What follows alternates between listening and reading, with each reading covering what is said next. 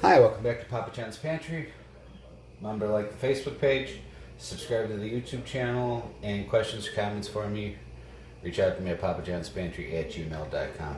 Alright, today we're making a do-it-yourself skillet meal, or how to make your own homemade hamburger helper.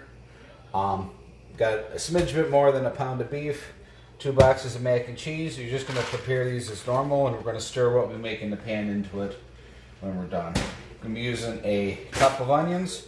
So we're making stuff starter. There's a separate recipe for that, but I mean we're going to be making that for this. But that'd be something you just you put your stuff starter, heat it up, and stir right in your mac and cheese. Go ahead.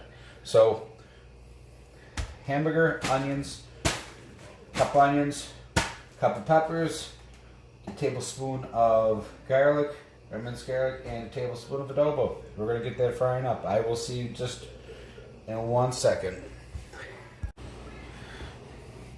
Alrighty, so if you're doing this on the stovetop, do this over a low to medium flame. I'm turning my electric skillet on all the way because it's a smidge bit slower to cook. Alright, just get some starter oil going in your pan, about a tablespoon or so, just to start frying this up. This part we're going to use a wooden spoon for. Now your beef doesn't have to be frozen, like I said, or thawed out. It could still be frozen. And if you're using stuff starter, you'd want that to be thawed out all the way. Then you heat it up in your microwave and put it right in your mac and cheese, or do what we're doing here and just jazzing up the stuff starter a little bit. Okay. Cup of diced onions, plain or frozen. This recipe won't matter. I'm using some pepper strips. A cup of these. Again, fresh or frozen, doesn't matter. Our adobo. I'm going to use a tablespoon of this.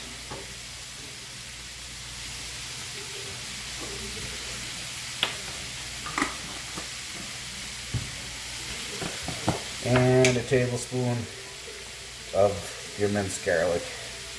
Alright, we're going to cook that down a little bit. I'll see you in a few minutes once this is cooked down. So, see you then.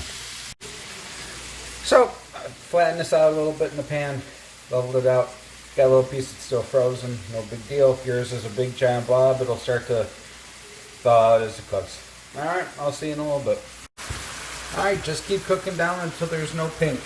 Remember, ground beef, you want it to be well done, because if it's being ground up, if there would be any kind of germs or whatnot in here, would be all mixed in, as opposed to the good cuts of beef. Alright, so we're going to cook this until it's brown, and then we're going to drain if the grease doesn't all evaporate, we'll see how greasy this is, we'll probably end up draining this in the colander in the sink real quick. Alright, catch you when this is all cooked. Alright, our beef's nice and brown. We got our just regular box mac and cheese over there on the stove ready to go. We're going to drain this into our colander, and then we're going to take this meat mixture and stir it into our mac and cheese, okay? I'll see you in just a second. Okay, so I just drained our meat mixture, and I brought the colander over in the skillet just so I'm not getting grease all over the floor. Now be careful when you drain that grease is going to be hot. We're going to stir this up.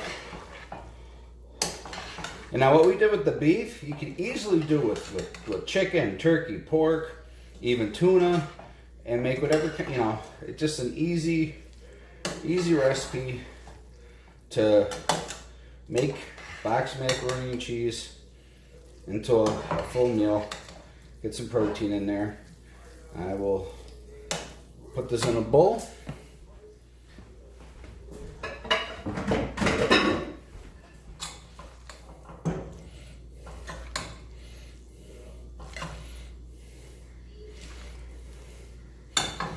And it's time to eat. Thanks for watching.